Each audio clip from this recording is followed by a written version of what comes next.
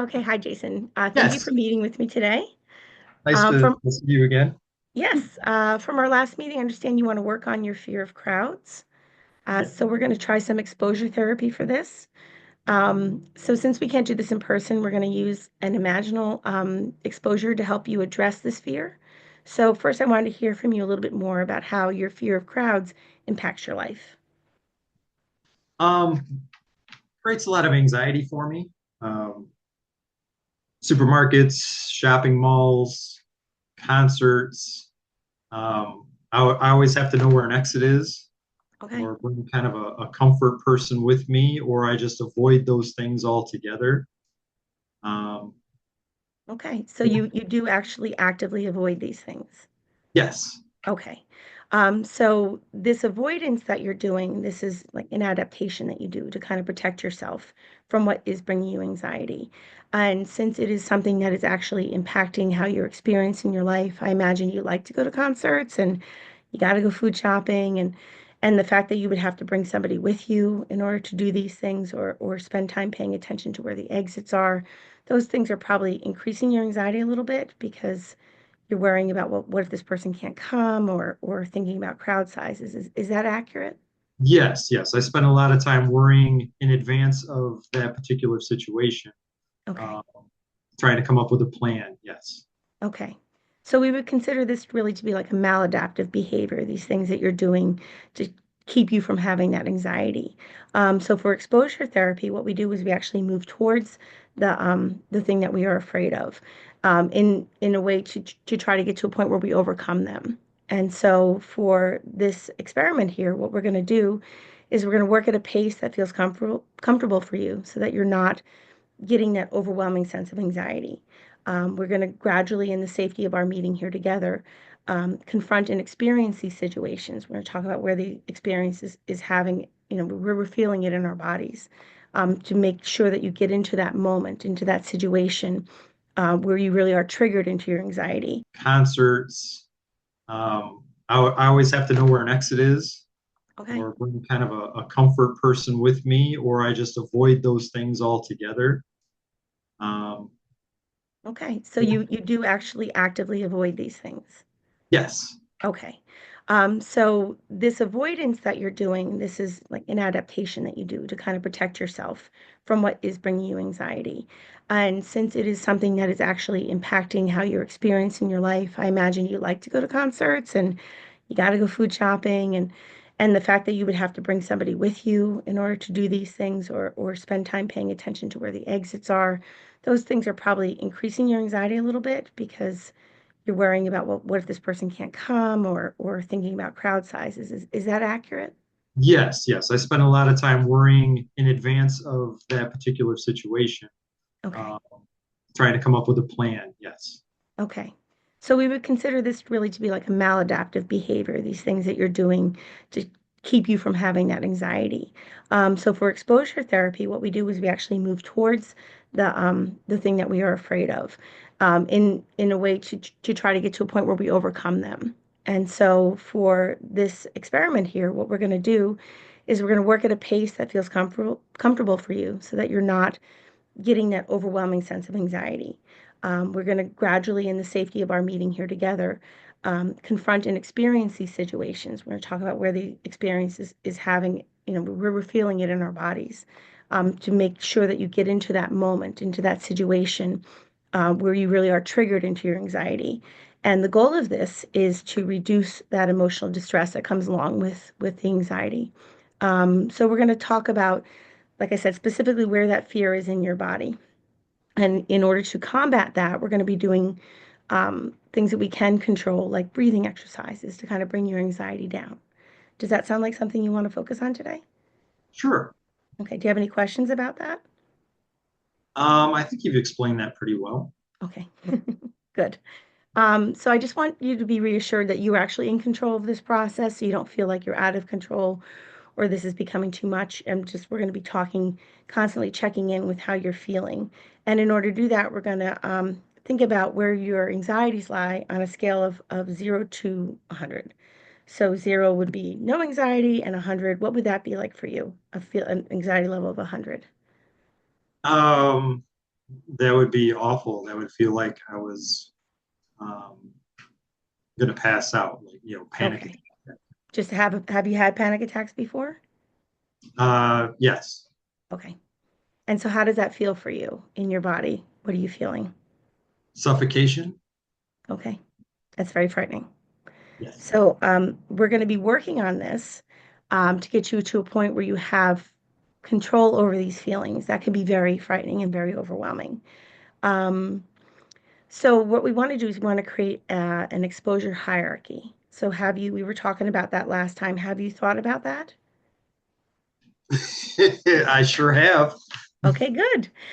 So what would be on your exposure hierarchy, what would be your lowest setting? And I'm just going to track that here with you.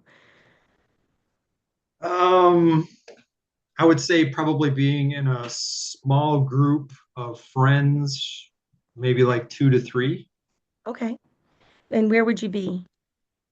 Rating one, So you're with a group of small friends.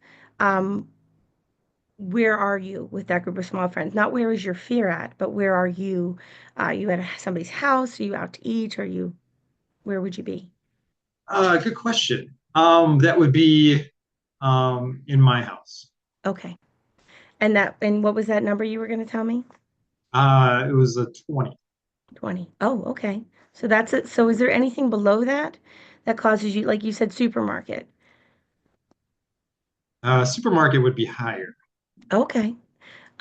What about if you especially if the were, aisles are really thin. okay.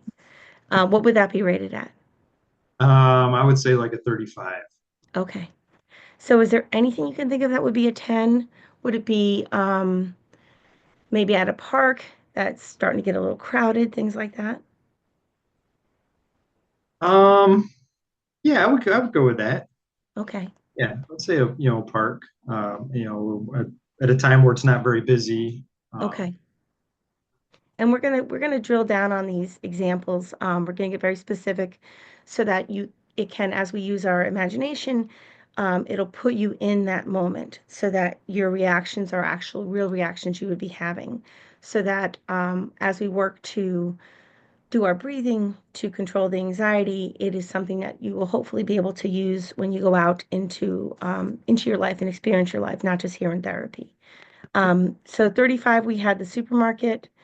What would be a higher one for you, Jason? um, say larger crowds. Definitely like a concert. That would be a huge one, or a Lions game, uh, Okay. Ravens game. So how would it be? Say you're at a Lions game. What is your anxiety at? Oh, that would be a 90. Okay. That's Okay. what that's what I want to work towards, is being able Sure. to go to a sporting event, the Yes, Lions. yes. And that's what we were talking about when it interferes with your enjoyment.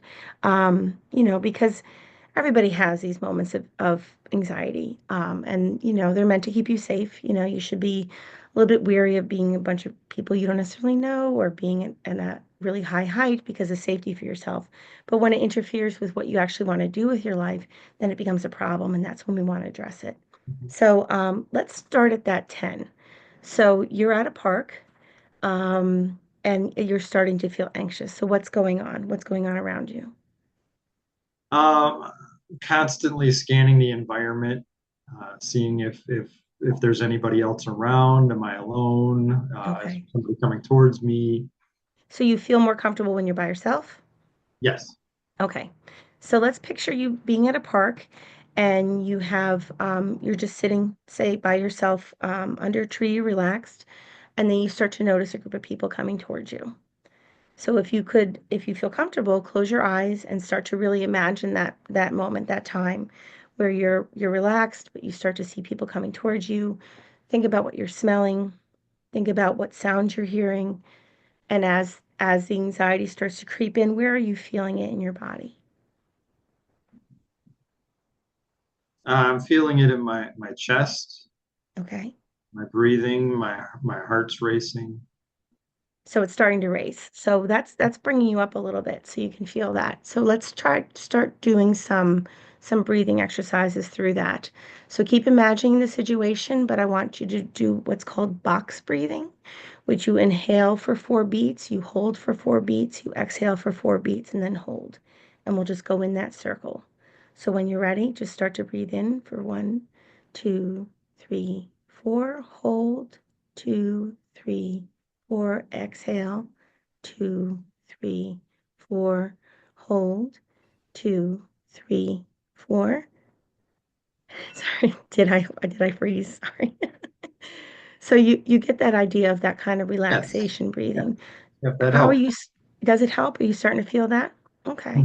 It So triggered kind of a relaxation response. yes, because we're focusing on the things that we can control when we're Mhm. experiencing things that we can't. And so it's good to recognize that. Um, so if we sit with that feeling of being in that park, where you're sitting there and you're relaxing, you start to see people coming towards you. As you're contemplating that and thinking about it now, how are you feeling? What is your anxiety level at now? A little more relaxed. Um, so as it was like a 20 before, I would say it'd be closer to maybe like a 5 or a 10. Okay, that's good. So now that you can see that you're having an actual experience where you can see that in the breathing, you can bring your heart rate down a little bit, maybe get rid of some of those physical um, responses to the fear. And so when we have those physical responses, we notice them and then we start to become more fearful. So if we can get rid of those physical responses, then we can learn to kind of calm ourselves down. So that's the idea behind this exposure therapy. As we go, we'll just start to go up. We want to make sure that every level that you're at is a comfortable level for you, that you're not experiencing too much anxiety, but we do want to stay there so that we don't, if we step away from it and maybe say we'll go back to it later, that could be something that becomes more fearful. We don't want that to happen because we want to start to really reduce this anxiety so that you go watch your Lions play and um, I assume win. I don't know much about football. Oh boy, yeah, yeah, they're good. Good. That's good to hear. Finally, yes. Yes.